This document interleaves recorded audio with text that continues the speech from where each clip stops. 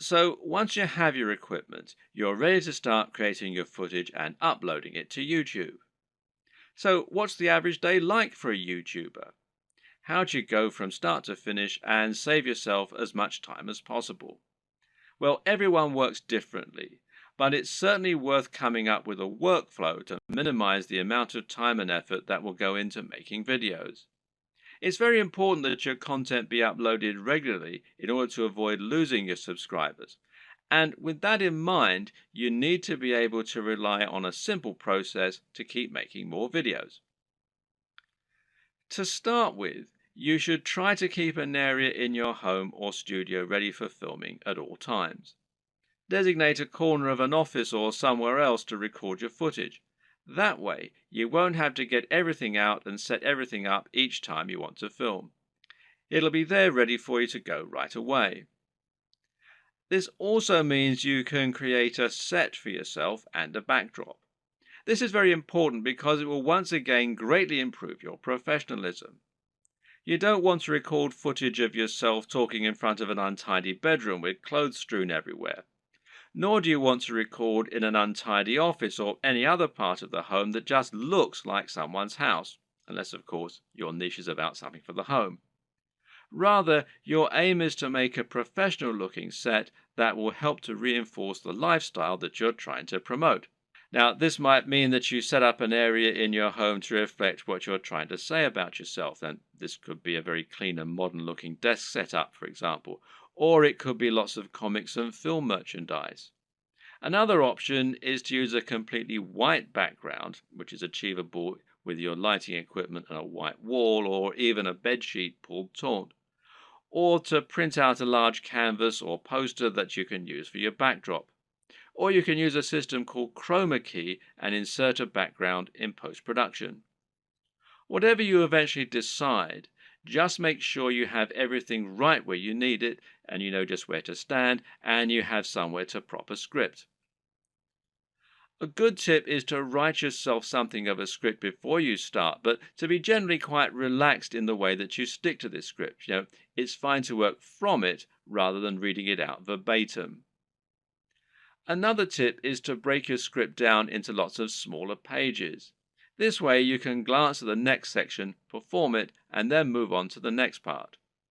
If you have a big enough storage card, then you can record everything in one take and then subsequently edit into a video that people will want to watch. But to do this, you also need to make it as easy as possible for yourself. You can do this by moving slightly each time you perform the next page. This will not only help you to see when you got the take right when looking at the footage in the editor, you'll know that the take just before you moved was the right one, but it'll also make it much more dynamic video as you'll be moving position on the camera as you speak. This makes it easier to edit in cuts too, as when you cut, you need to either keep your position the exact same or make it purposefully very different. You can't just move slightly, as this will look like an awkward twitch. Another tip is to clap at the start of each new section. Why? Because that will make it easier for you to see the audio spike in the editor. One more. When recording your footage, always leave long spaces before and after each take and generally record much more than you think you're going to need. This will give you more to work with in editing. You should also set up your mic separately, remember, and if you're using a lapel mic, then you just need to plug in your phone and slip it in a pocket while you perform your shots. You can do this all in one take as well. Now, depending on the nature of your video, you might need to record some extra footage as well that you can use as inserts. A long video of someone talking is not normally very engaging, which is why you'll want to switch it up often with clips of other videos or with images. One way to do this is by collecting a B-roll. Now, this is insert footage of the product you're reviewing, of your location, or of anything else that is related to your subject matter. The way you'll then use this is to have your audio running continuously in the background and then switch the footage of you speaking for footage of your products or of the environment. Collecting B-roll is a definite skill and will involve using the tracking head and tripod as discussed earlier. Try checking out technology videos from the likes of Android Authority,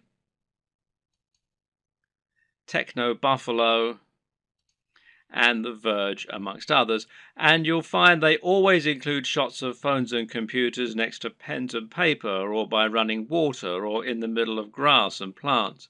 In any case, the environment helps to showcase the beauty of the design and engineering, and it makes the shot more interesting, than just a simple shot of a phone in someone's hands. This shows off that lifestyle again, and it makes everything look attractive and desirable. Once again, you can always record more than you think you're going to need. You've been surprised of just how quickly you can run out of B-roll while talking, so get as many shots as you can possibly think of.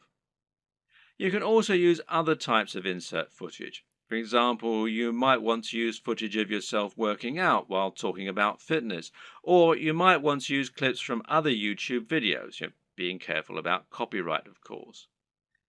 The latter you can accomplish by using various tools that allow you to download YouTube videos. A good choice is Hyper for YouTube, which you can download for free from the Windows Store. There are all manner of other ways to collect fun footage too. How about using a time-lapse, for example? Time-lapse Pro is an app for Android, iOS and Windows, and it's perfect for creating time-lapses of all kinds of things. Once everything is done, you're ready to edit your video. Open it up in your chosen video software and import it along with all the additional graphics, sounds, and other materials you intend to use. You now want to sync up your audio to your video, and most programs offer easy ways for you to do this. In Adobe Premiere, for example, it's a simple matter of right-clicking on both and then selecting Synchronize and then by audio track. Now the audio will be in sync, and you can just put the video on mute so that it's replaced by the high quality audio you recorded separately. Now just link the audio and the footage so that any edits you make will affect both, as though they were recorded at the same time from the start. You'll want to line all this up so that you have all your footage in order and so that there are no awkward pauses. It's also important to keep things moving and to keep things dynamic all the way through. If you're using lots of B-roll, then you should make sure you move from panning shot to panning shot. It should never be motionless or you'll lose focus. So make sure that you record lots of footage so that you have lots to work with, but then edit heavily too so that you're losing lots of it. Once everything is in order and the sound is lined up, you can then start to insert your extra footage and lay this over the top, intersperse it. Normally, you'll keep the audio going continuously and just cut back your video as you do this. If you watch the aforementioned Android Authority videos, then you'll notice that they tend not to have much of themselves talking at all. They have a clip at the start and at the end, and perhaps one or two in the middle, and the rest is all B-roll. Finally, try adding the video opener, any bottom thirds, and your logo and your music, and make sure that you get the audio balance right with the music, and consider using a small introduction before the opener. These final touches will give your video a real air of professionalism while helping to really drive home your branding. Now you just need to save your video in a format that YouTube likes, such as MP4, and then start to upload it to your YouTube account. All this can take a fair bit of time, so be sure to leave yourself time unless you have a really fast connection. And this will be even truer if you're using 4K footage. A tip is to use Chrome to upload. Google made Chrome and they own YouTube, so the two play nicely together. If your upload is interrupted and you're using Chrome, then you'll be able to resume it from where you left off later on, even if the computer's been turned off. While your video uploads, you can use the time to fill out a few of the extra details that YouTube requires from you. YouTube will ask if you want to monetize your video with ads, for example. And of course the answer is yes, as long as you aren't overtly selling anything in it.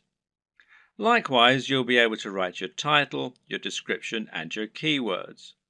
Make sure that your title is descriptive of your video while also being something that people will want to search for and something that people will be tempted to click on when they see it.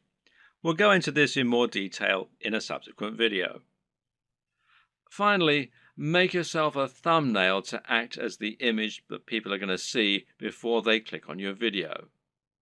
If you don't do this, then YouTube will select a still from the video itself, and while this can work, it might not give potential viewers the right impression of what your video is all about. The right thumbnail image can make a huge difference by making your video much more appealing and impressive looking when it appears in the feed.